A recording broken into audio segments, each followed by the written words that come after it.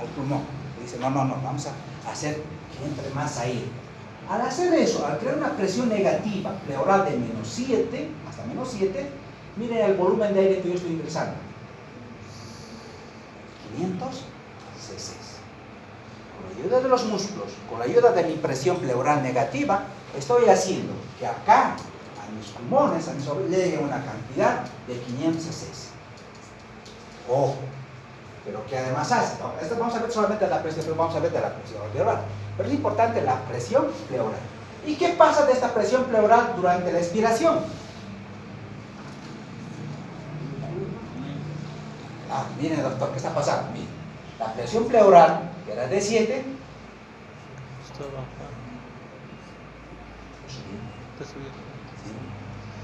¿cuál? Diferencia de presión. ¿Qué hace la presión? Se hace una presión menos negativa.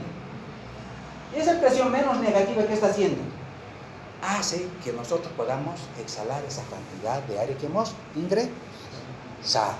Entonces, en conclusión, la presión negativa pleural mete, introduce y hace que el pulmón succione más aire.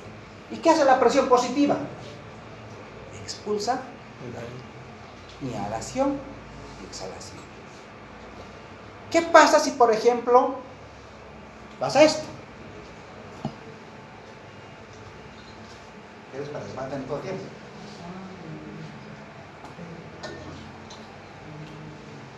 ¿Qué hay los perdidos? ¿Qué está pasando? Un arma de fuego disparado. Un arma de fuego, trauma torácico. Hay una disrupción de la caja torácica. ¿Qué ha pasado? Esto se llama neumotórax. ¿Qué ha pasado con este pulmón? Miren, se ha colapsado, se ha atelectasiado. ¿Por qué? Porque en ese momento la presión atmosférica es igual a la presión pleural. Vean la importancia de la presión negativa pleural. Ojo, ¿ya? Y es igual, colapso, neumotórax. Entonces la presión pleural negativa es importante durante la inhalación y la exhalación. Baja 5 a menos 100. Yo logro ingresar mayor cantidad de aire. Lo normal, 500 cc.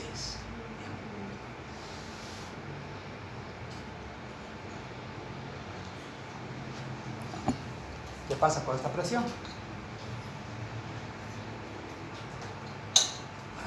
Miren, la presión, ahora estamos hablando, miren, de la presión alveolar de oxígeno. ¿Ya? Ahora estamos hablando de la presión alveolar. Vamos a ver este grafiquito que les parece, es casi lo mismo, pero acá mismo está. Acá, ¿qué parece con la presión alveolar? Esta es la presión alveolar. Durante la inspiración y durante la expiración. ¿Qué está pasando con esta presión dentro del alveolo? La presión de aire dentro del alveolo. De 0 a 1. Exactamente, a menos 1. Esa diferencia de presión de menos 1 es suficiente para coadyuvar para que el aire también ingrese hacia los alveolos. ¿Y qué pasa durante la expiración? Sube más 1.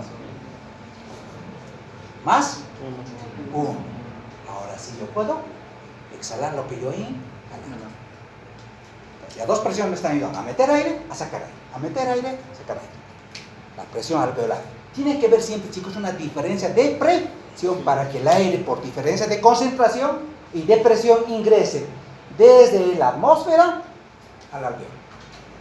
Y lo estamos haciendo de esta manera. Bueno, y aquí está el dibujito, por donde acá se los coloqué. Ya, entonces la presión alveolar en un momento cero. Miren, 0,0. Necesitamos una presión para matar esa cantidad, que la presión sea negativa para poder inhalar, y después la presión para poder exhalar tiene que ser positiva. Basta una diferencia de presión de 1 centímetro de agua. Ahora veamos esto, miren, ahora vamos a ver con milímetros de mercurio. Debido a que el aire siempre va a fluir de un lugar de mayor presión, mayor concentración, a un lugar de menor presión, ¿qué va a pasar? Bien, la presión atmosférica, ¿cuánto es? Vamos a ver, por ejemplo, la suma de las presiones parciales de cada uno de los gases nos va a dar una presión atmosférica de 760 milímetros de mercurio. Esa es la presión de la atmósfera. Esa presión con la que están los gases en el aire atmosférico. Vamos a hablar, cuando hablemos de difusión, vamos a hablar de gas, no se preocupe. Pero esa presión que viene de ahí, de la presión parcial, de la suma de las presiones parciales de todos los gases en el aire. Y crea una presión de 760 milímetros de mercurio. ¿Está bien? Perfecto. Si yo sé que esa presión la que no gases, bueno, me interesa qué pasa con el oxígeno. Entonces miren la presión alveolar. En el reposo, dice, cuando es después de la exhalación, es de 760 milímetros de mercurio. Y a nivel de alveolo, ¿cuánto es? 770. Por lo tanto, no hay movimiento de... No hay. Hasta ahí no hay. ¿Y la presión pleural?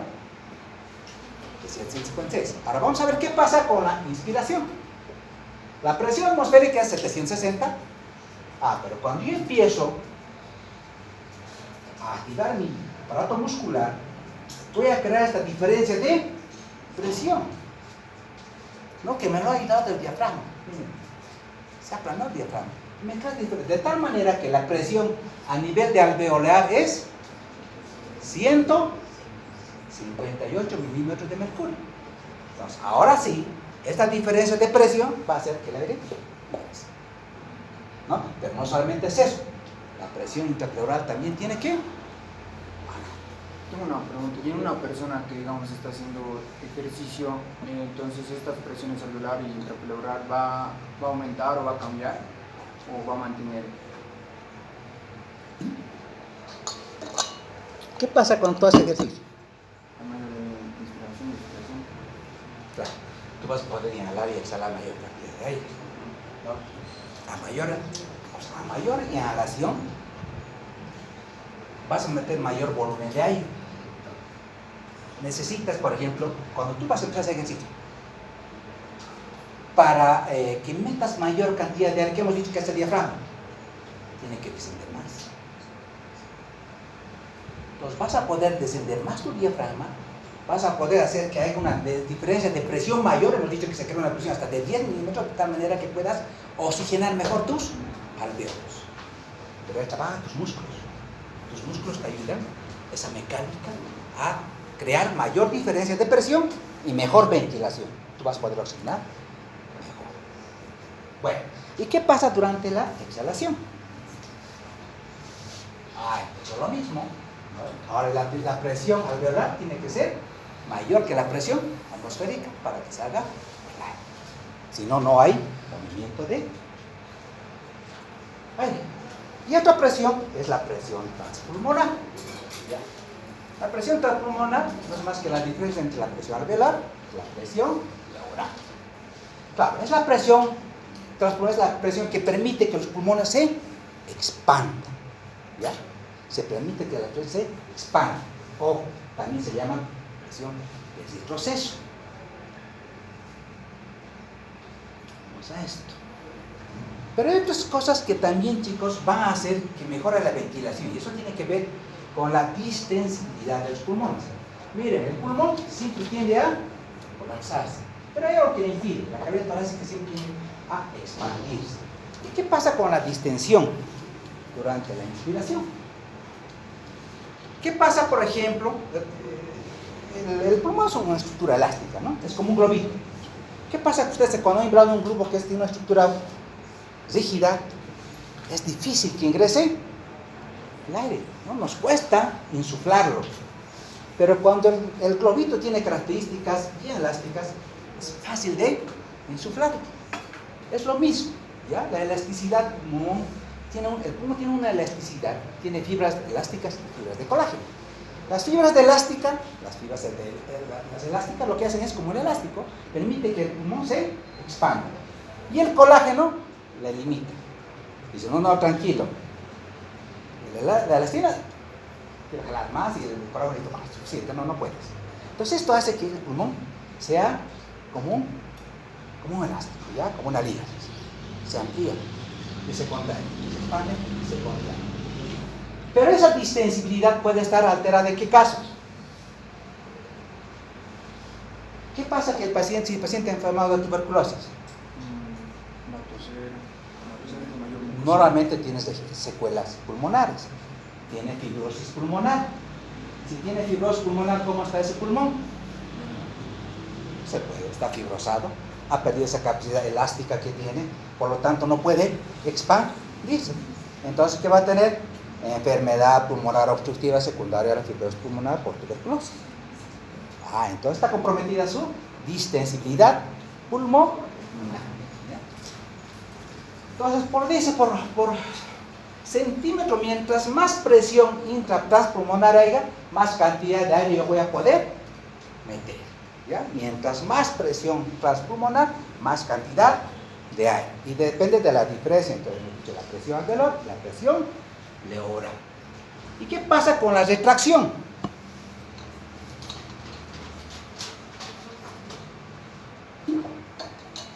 Durante la expiración hay una tracción elástica. Normalmente el pulmón tiende a colapsarse. Tiene que colapsarse. Si bien tiene estas fibras que le permiten dar esa elasticidad al pulmón para que pueda expandirse, retadora, elastina y colágeno, ojo, esa retracción solo le corresponde al tercio posible, la tercera parte. ¿Qué pasa con quién actúa más? ¿Quién actúa más, por ejemplo, para que los pulmones quieran colapsarse? La tensión superficial del líquido en los alveolos.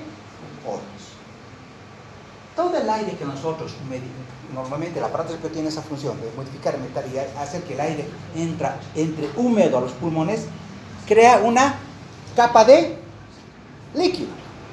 ¿Ya? ¿Qué les parece?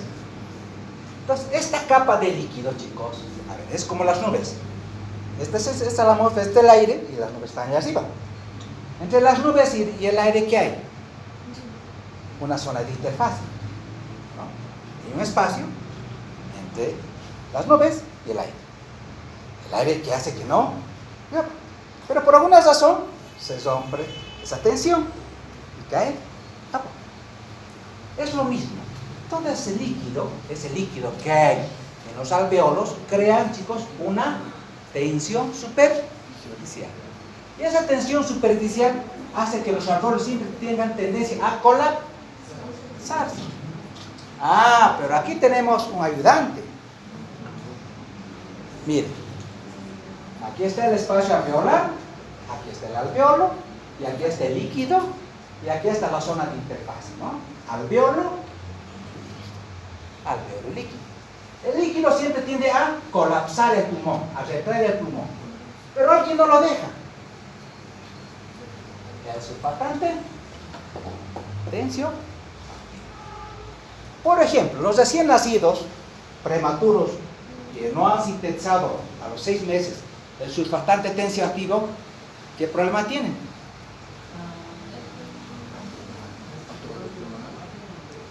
¿Qué se llama? Hidrotónico. Los pulmones se colapsan. Entonces se llama, y era una experiencia secretaria, simplemente nombrarlas hidralinas, hay otro nombrecito más que lo llaman, ¿no? O sea, la deficiencia del surfactante tensioactivo hace que los alveolos se colapsen en los líquidos. Eso ocurre en los prematuritos. Dicen, no tiene surfactante. Pero la importancia del surfactante tensioactivo es esta. Nosotros sabemos que el surfactante tensioactivo, por eso dice su nombre, es un agente activo sobre la superficie del aire, del agua. ¿Ya? ¿Qué es lo que hace este surfactante? Disminuye la tensión superficial del agua y evita que los alveolos se colapsen durante la exhalación. Esa es su función. ¿Quién la sintetiza el surfactante? Los neumocitos tipo 2, ¿no? Él la sintetiza. ¿Y qué tiene el surfactante? ¿De qué está compuesto el surfactante? El 90% tiene dipalmitoil, fosfatidil, y un 10% tiene apoprotensica. Pero este compuesto lo que hace es reducir la tensión superficial de este y evita que haya colapso alveolar.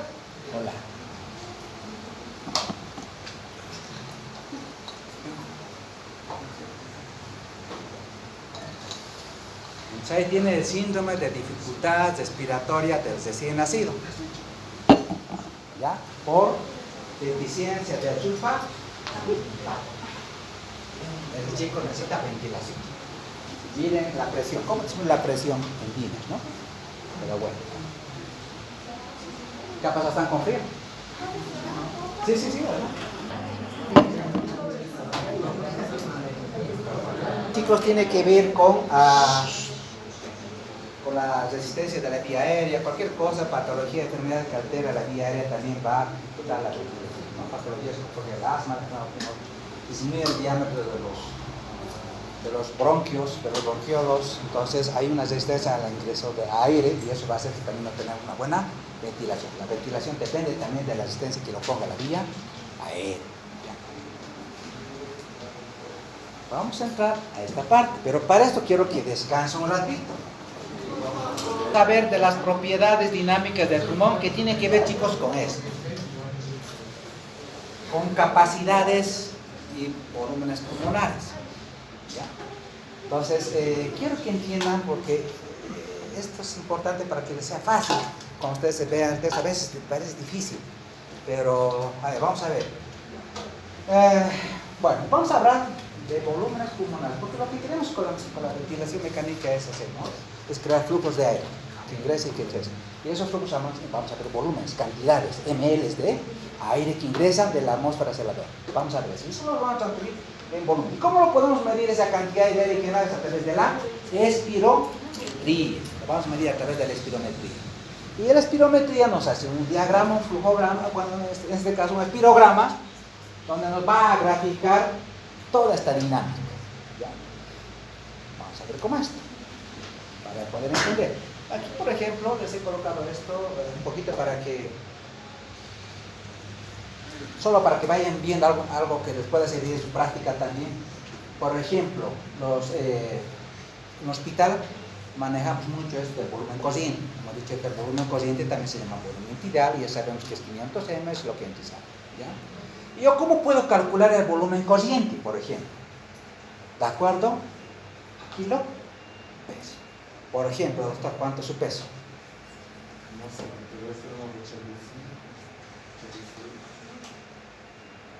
Ya, vamos a ver. Pongamos 80, vamos a colocar un 80 del doctor. Vamos a colocar, calcúlenle, multipliquen. Lo mínimo es 6 y lo máximo es de 10. Coloquemos que con 8. 8 por, multipliquen. ¿Cuánto es su volumen cociente? ¿Cuánto es la cantidad de aire que debería ingresar y egresar? 8 por 8, 80 por 8.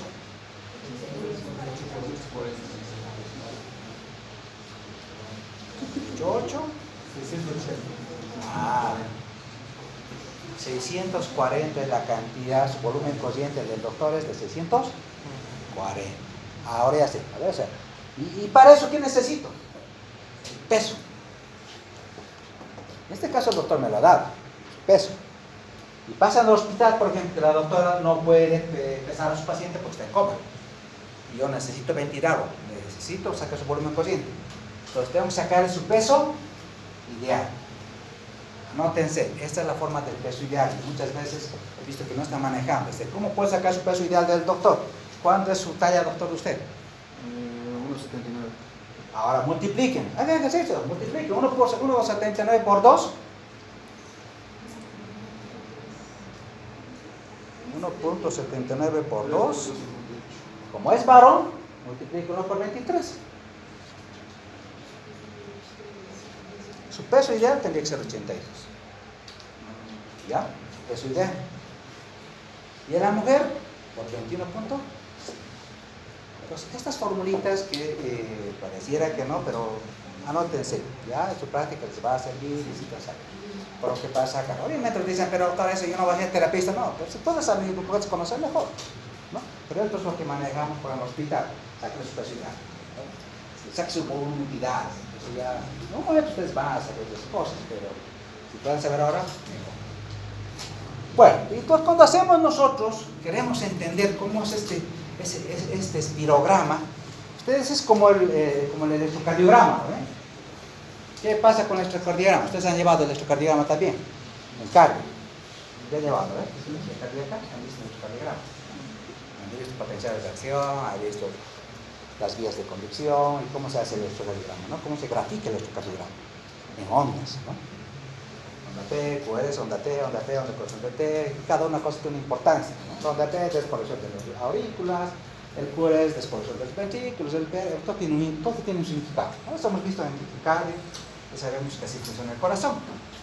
Entonces, ¿qué pasa con la parte respiratoria? Entonces, vamos a comenzar de acá, porque esto, por ejemplo, quería entrar este gráfico para que entendamos, tenemos que entender esto, ¿ya?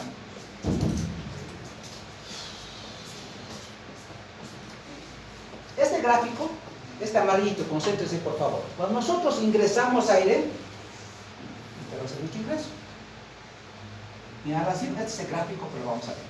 Yo inhalo, meto esta primera curva, va ascendente. Inhalo, exhalo.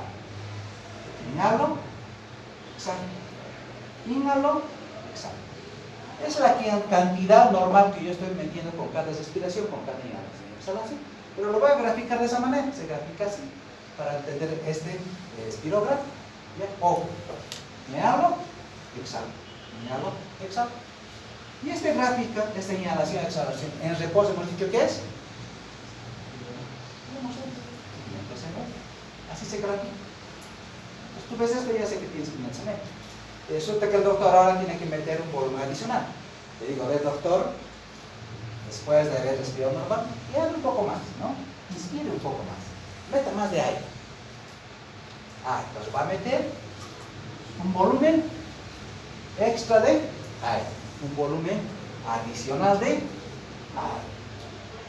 Eso es lo que vamos a ver. El volumen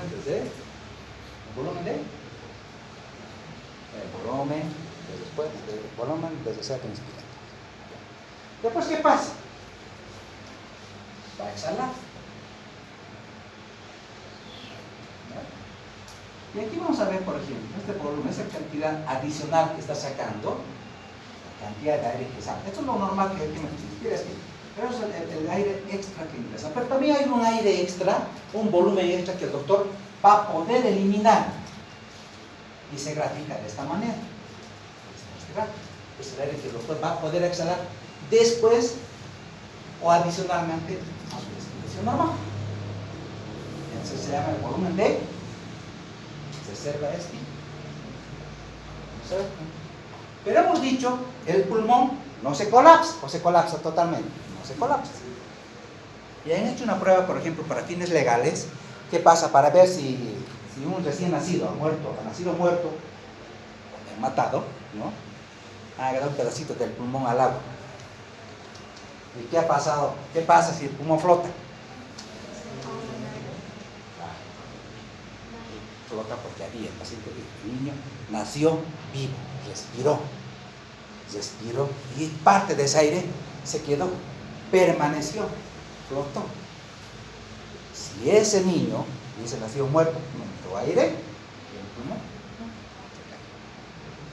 Entonces siempre hay un aire, un remanente, el pulmón nunca se va a colapsar, siempre, permanece, hay un volumen, eso se llama el volumen, vamos a ir acá, de respiro. Bueno, entonces cuando hablamos, ojo, de volúmenes, vamos a tener tres, uno por uno vamos a ver. ¿Cuál es el volumen corriente de aire?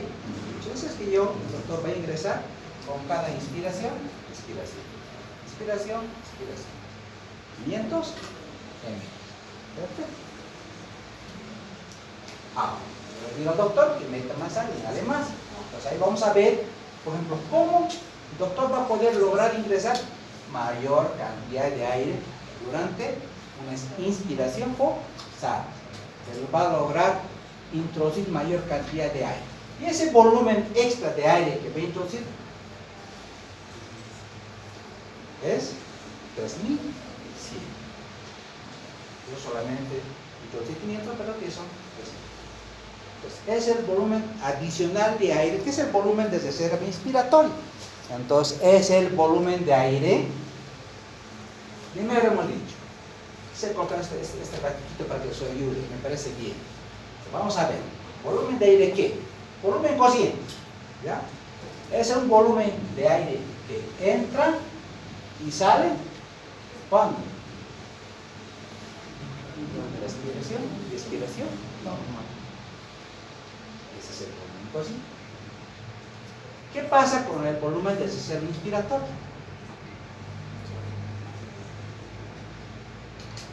A ver, digan, ¿qué pasa con el volumen del reserva inspiratorio? Es el volumen adicional o extra de aire, es el volumen de reserva adicional o extra de aire que entra durante la inspiración forzada. Ese es el concepto. ¿Ya? Repito, el volumen de reserva inspiratoria, sé que esto es 1000 si letras, puede variar de un y otro, ¿ya? Pero, pues, ¿cuál es el concepto? Es el volumen de reserva inspiratoria. O sea, puedo meter más aire. Pero ¿cómo lo defino? ¿Cuál es el concepto? Volumen de aire adicional o extra que entra durante la inspiración forzada. ¿Forzada? No es esfuerzo. Son minúsculos. ¿Y cuál será el volumen de reserva expiratoria? El volumen es 1200. ¿Ya? ¿Cuál es el concepto? El volumen de aire ¿qué? Adicional, ¿no ven? O extra, que sale después de una expiración forzada. Listo. ¿No? Volumen de reserva inspiratoria, volumen de reserva expiratoria. Miren por qué esta curvita acá no va hasta acá abajo. Porque siempre tiene que haber un volumen uno nunca puede conocerse. ¿Ya? Y ese monto, esa cantidad es de 1200. ¿Y cómo lo defino? Volumen de aire que permanece en los pulmones después ¿de dónde viene? Mira, de aquí a aquí. Después de una expiración forzada. Fácil. ¿No? Fácil. O volumen residual es de 1200. ¿Cuál es el concepto? Es el volumen, les repito, o aire que permanece en los alveolos, ¿no? Permanece en los alveolos después de una expiración, porque hasta aquí llegó la expiración. Y esta expiración es forzada. Expiración. Esos son los 4 volúmenes pulmonares. Se te dice, volumen. ¿No? Entonces, eso es para aquí un poquito. Y después, ¿qué vienen? Las capacidades pulmonares.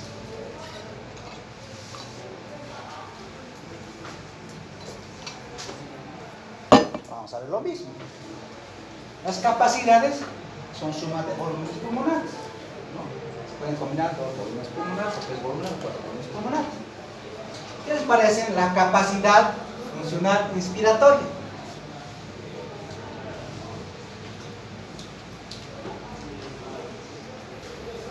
¿Cuántos volúmenes? Resultan de la suma de 2 volúmenes. El volumen consciente, el volumen inspiratorio, es 500 ml, más el volumen de reserva inspiratorio. ¿Y cómo lo defino?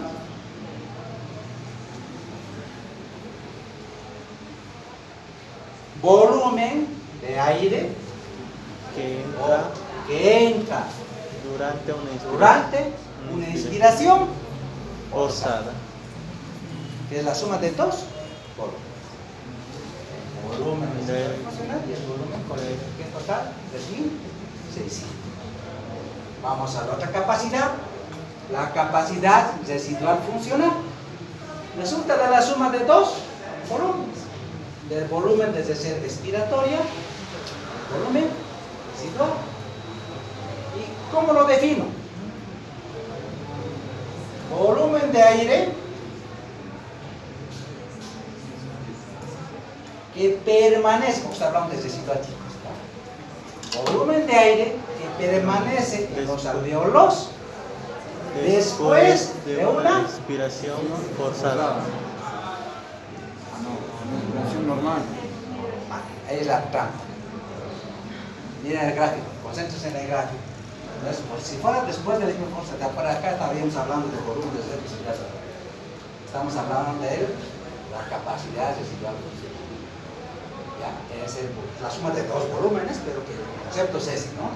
Volumen de aire que permanece, ojo, permanece en los alvéolos después de una respiración, pero normal.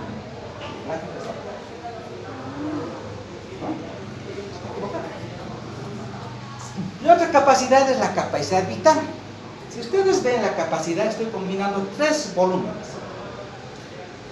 El volumen consciente, un volumen de reserva inspiratoria y un volumen de reserva expiratoria. Y otras palabras acá, facilito, ¿entienden ustedes? Es la cantidad máxima de esta, por ejemplo, esta capacidad vital, la que vemos en el espirómetro. Es la cantidad máxima que una persona puede exhalar después de una inspiración máxima. Yo tengo que ver, digamos, cuál es la capacidad vital respiratoria del doctor. Entonces le voy a hacer soplar, le voy a decir, por favor, sople. Después de una inspiración máxima, por favor, sople. Y exhale. La capacidad de poder exhalar, la cantidad máxima que el doctor va a poder exhalar. Pero ojo, acá no está el volumen. Entonces, esta es capacidad vital, la capacidad máxima que repito, de que ustedes o nosotros, o yo puedo meter después de una inhalación máxima, se llama capacidad vital. Capacidad vital. Entonces, esto es lo que se medía. Y la capacidad pulmonar total, que es la suma de los cuatro volúmenes. Ustedes ven, la flechita va de un extremo a otro extremo. Puede sumar. Entonces, esa es la capacidad máxima que los pulmones pueden expandirse, pueden llenarse de aire. ¿Cuánto es? 6.000 ml. Y es la suma de los cuatro volúmenes. Capacidad pulmonar total. Y aquí está Gaito, y aquí está, por ejemplo, el espirómetro. Y miren lo que actualmente estamos manejando. Ustedes ven acá, en el gráfico, es todo lo que los días a los neumólogos manejan, ¿no? Espirómetro de flujo. ¿Y qué es lo que vemos acá? Capacidad vital forzada. La cantidad máxima que la persona debe exhalar después de tiene que ser mayor al 80%. ¿Ya? Este paciente tiene 90%. ¿Está? Normal. ¿Ya? Tiene 90%. Entonces, este paciente no tiene patología pulmonar, según esta espirometría. Después viene lo que